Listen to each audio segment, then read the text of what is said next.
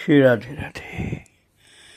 भक्तों, श्रीमद् भगवद गीता के 13वें अध्याय में प्रभु ने कहा है, उच्च कोटि का जो साधक होता है उसका सहज स्वभाव हो जाता अरतिर जन संसदी, अर्थात जन समुदाय में उसकी रति नहीं रहती है।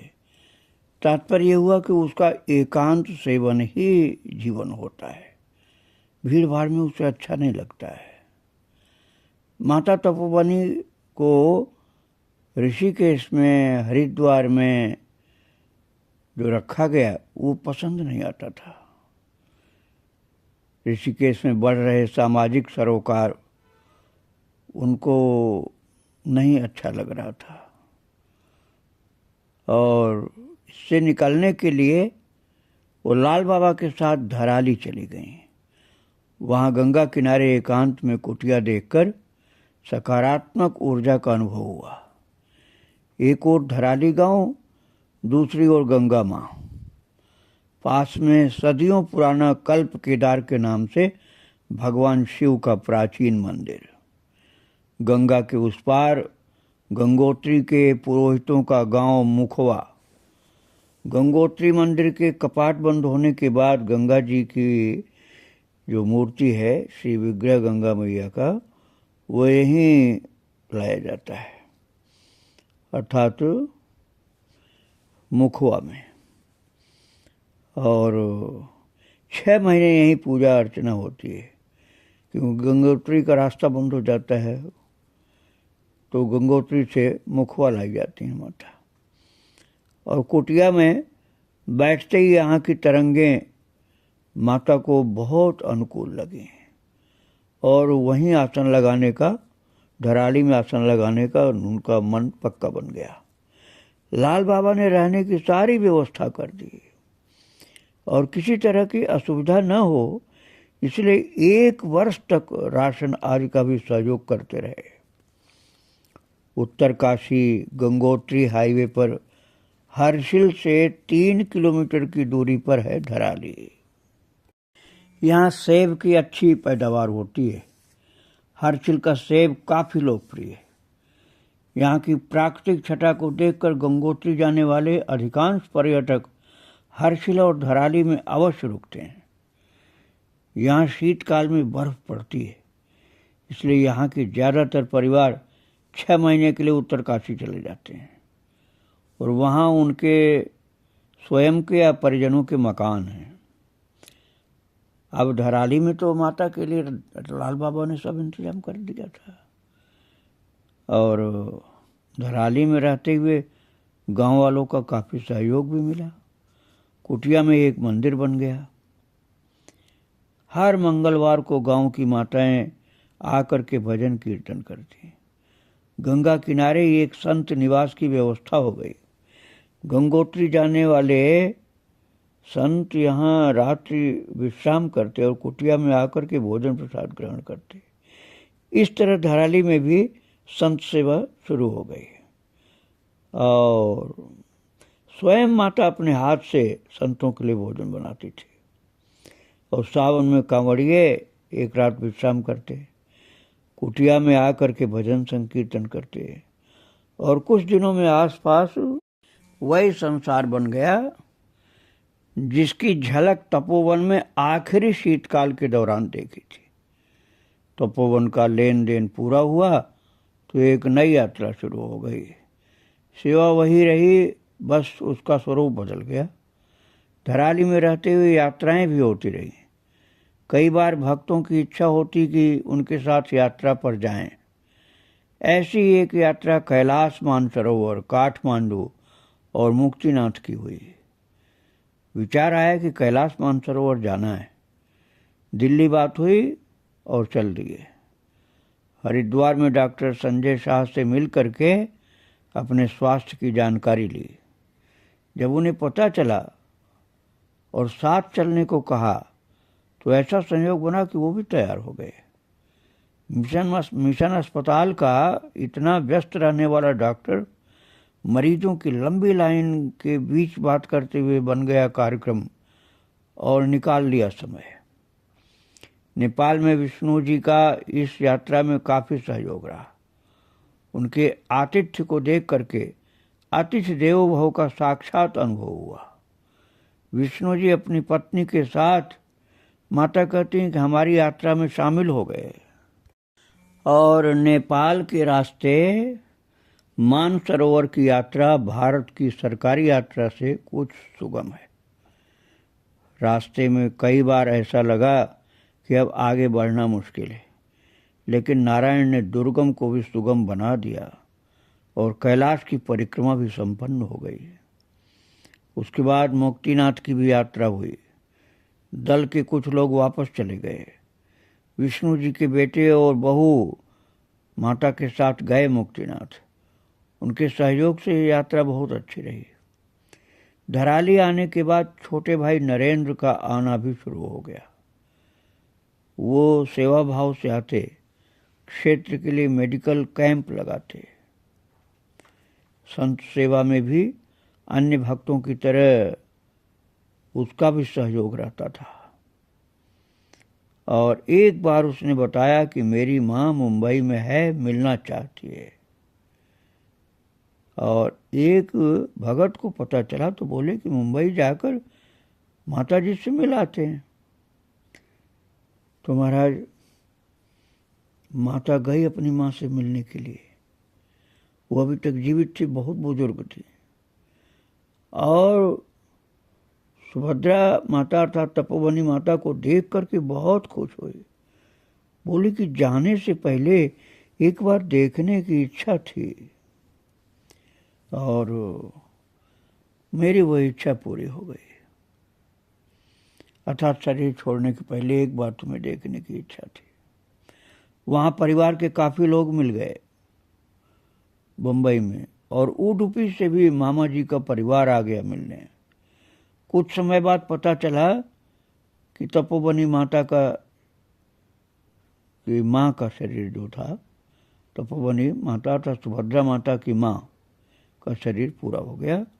संसार में माँ का दर्जा वास्तव में बहुत ऊंचा होता है भक्तों। उनके ऋण से ऋण नहीं हुआ जा सकता। उसने गर्भ में पालन पोषण किया है, नया जीवन दिया है। उसकी जीवनी शक्ति से आपके शरीर का निर्माण हुआ है।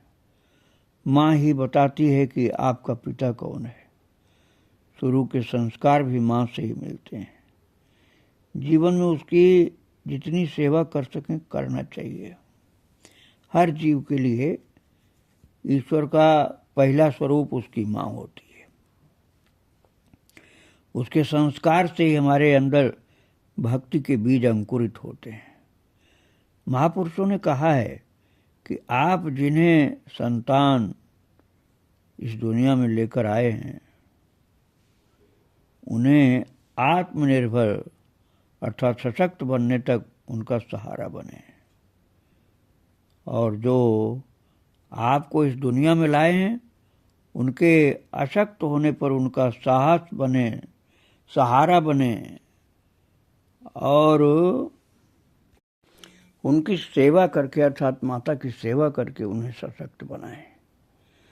आजकल कई परिवारों में बच्चे अपने माँ बाप को बोझ समझते हैं। एक माँ 4 बच्चों को जन्म देकर उन्हें पाल पोस कर बड़ा करती है। बच्चों में ही अपनी खुशियाँ देखती है, लेकिन वही बच्चे बड़े होकर बूढ़े माँ बाप का पोषण नहीं कर पाते।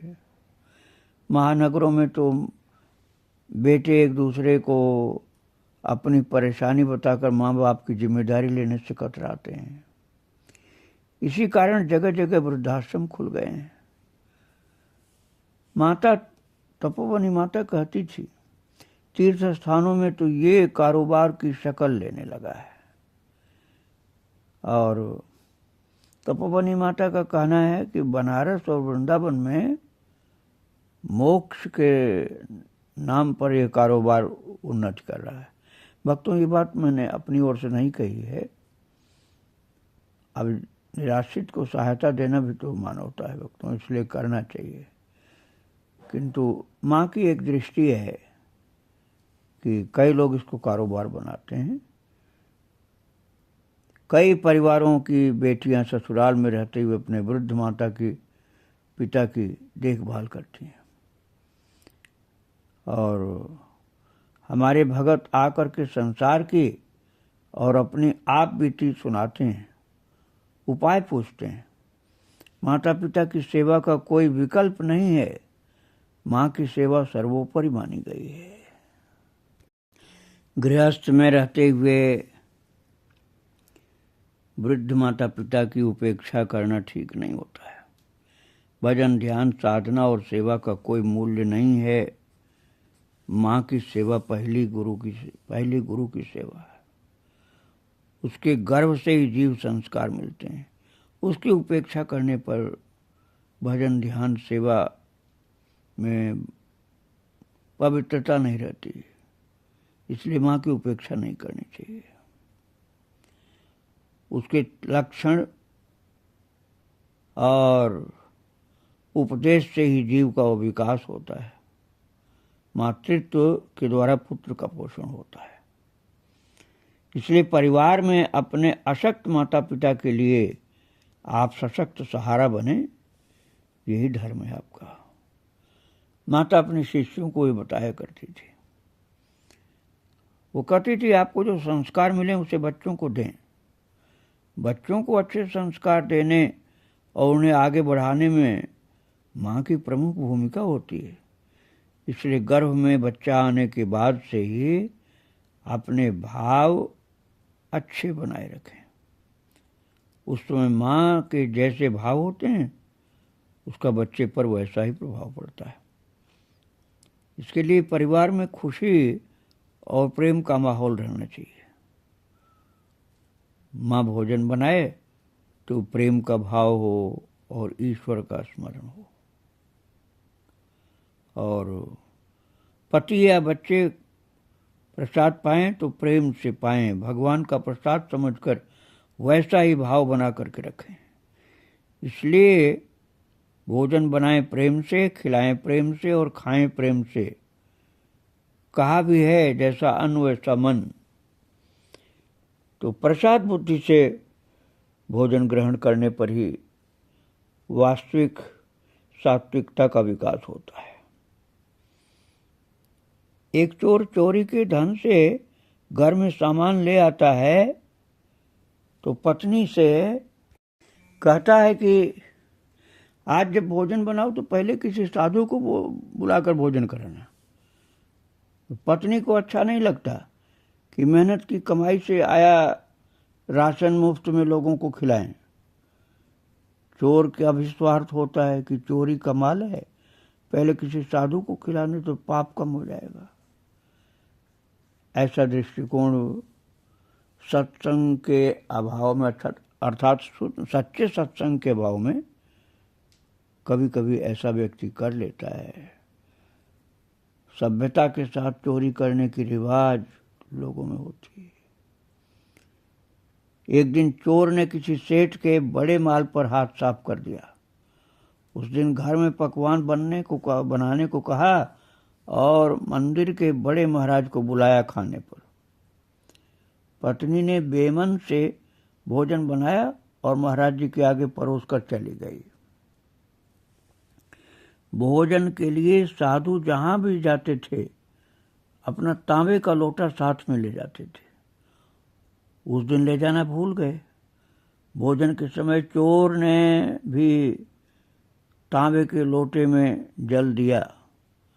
खाने के बाद महाराज लौटे तो तांबे का लोटा अपने साथ ले आए। मंदिर आकर पता चला कि वो यजमान के घर का लोटा अपने साथ ले आए। उनके मन को बड़ी ग्लानि हुई।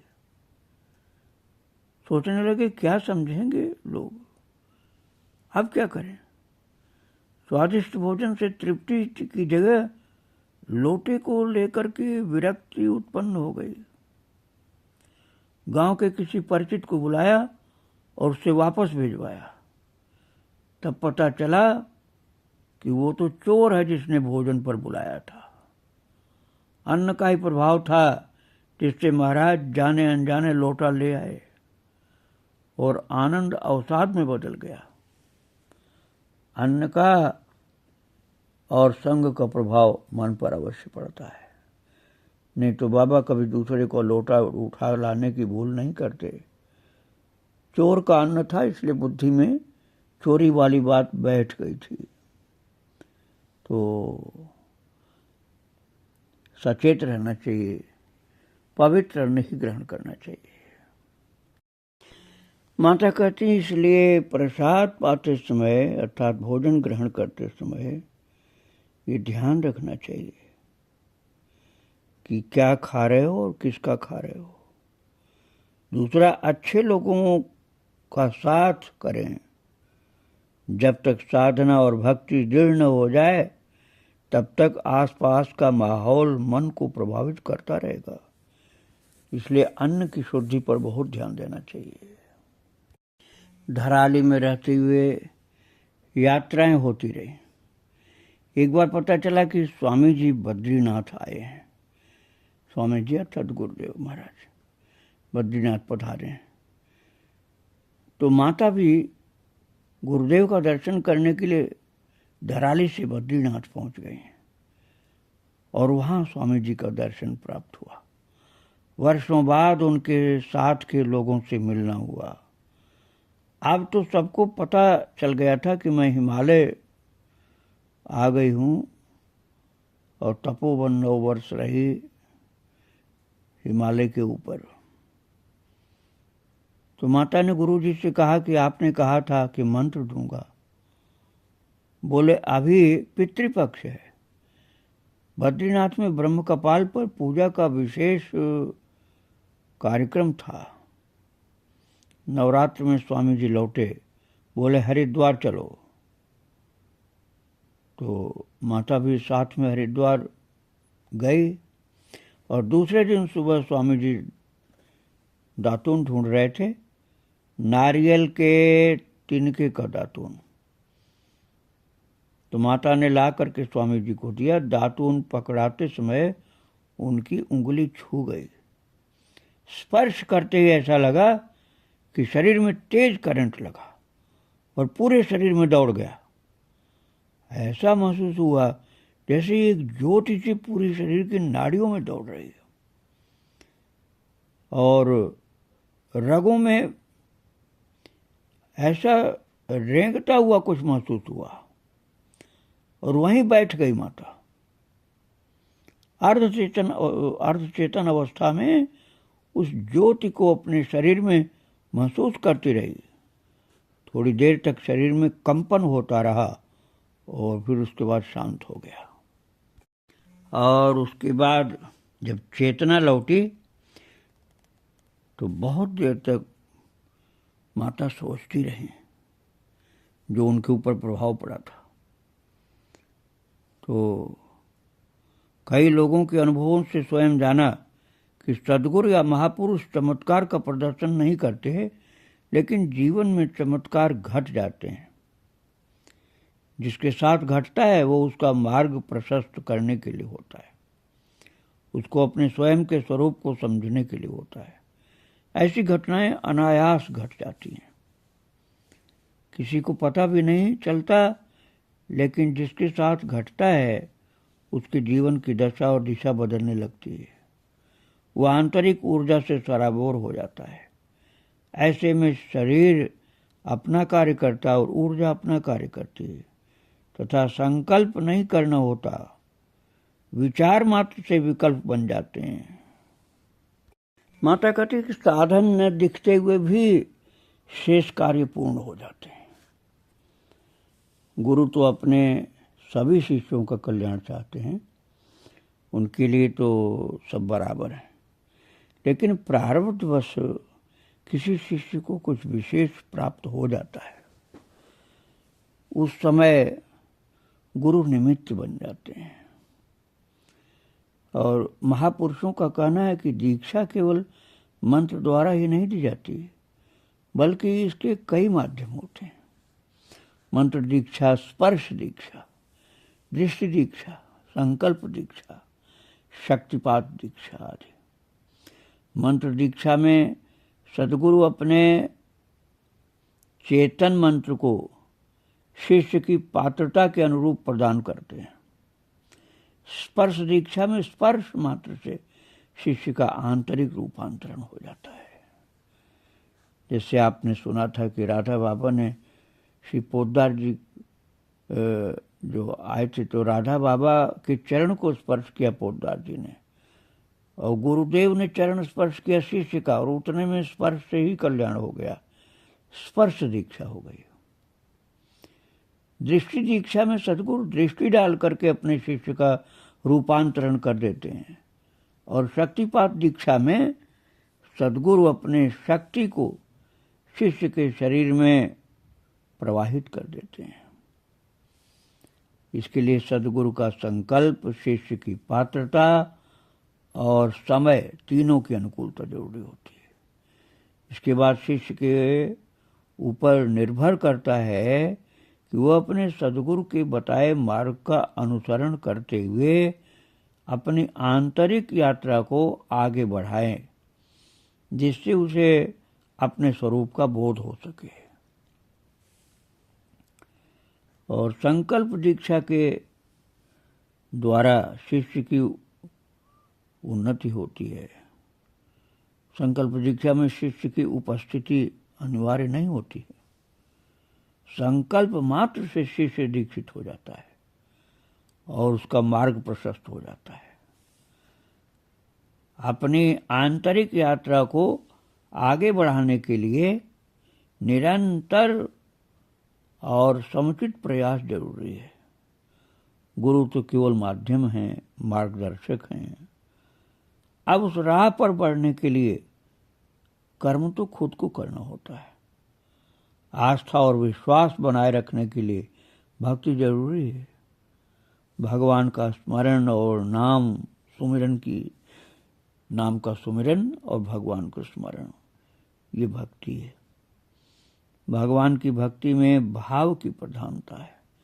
जहाँ भी रहें, जैसे भी रहें, जो भी करें, उसमें भगवान के साथ भाव से जुड़े हुए भगवान का स्मरण करते रहें।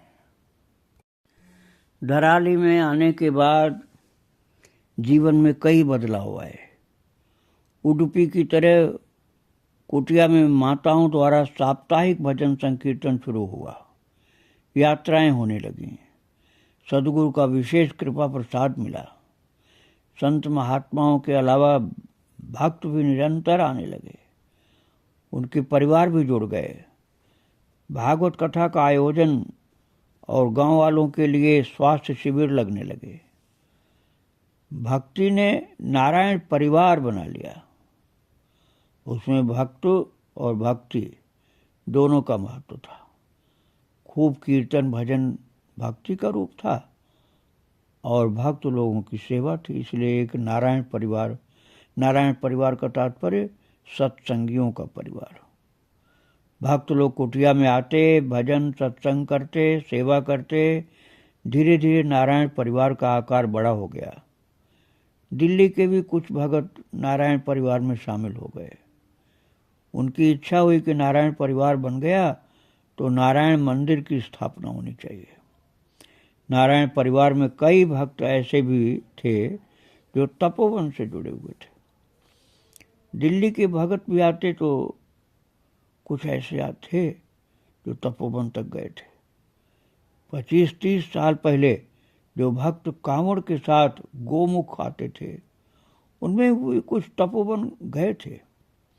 गुफा में मिले थे, माता का दर्शन किए थे, रुकते भी थे। टेंट जिनके पास होता था। कोई थे ऐसे जो एक रात रुके, नहीं तो दिन में ही वापस आ जाते थे। उनके साथ सत्संग होता, कभी भजन कीर्तन भी होता। उनसे कुछ लोग ऐसे जुड़े कि आगे के लिए उनका पक्का जुड़ाव हो गया और मिलना जुलना, आत्मीय होना, ये सब उन लोगों का चालू रहा। किसी को बुलाया नहीं माता ने, अपने आप जो आते थे आ जाते थे। कोई आ गया, जुड़ गया, किसी को बुलाती नहीं थी माता। पकड़ना भी नहीं और छोड़ना भी नहीं। इस प्रकार से एक सत्संग का परिवार हो गया जिसको माता कहती थी नारायण परिवार। और भक्तों हमेशा एक जैसा जीवन नहीं रहता। तपस्या तो शरीर में जब शक्ति होती तभी हो पाती ना। अब माता का शरीर वृद्ध शरीर हो गया था, इसलिए अब तपोवन में तपस्या तो कर नहीं सकती थी। तो भक्ति वाली सेवा माता की चालू हो गई थी। सत्संग, कीर्तन, भजन, संत सेवा, भक्त सेवा, और इस प्रकार से माता का सेवा और भक्ति वाला जीवन अब चल रहा था, जिसमें बहुत लोगों को सेवा का सौभाग्य मिला, भक्ति के द्वारा माता से जुड़े रहे। माता के चरित्र को आगे मैं फिर सुनाऊंगा। आज उनको प्रणाम करके यहीं विराम दे रहा हूँ। श्री राधे राधे, जय श्री राधे।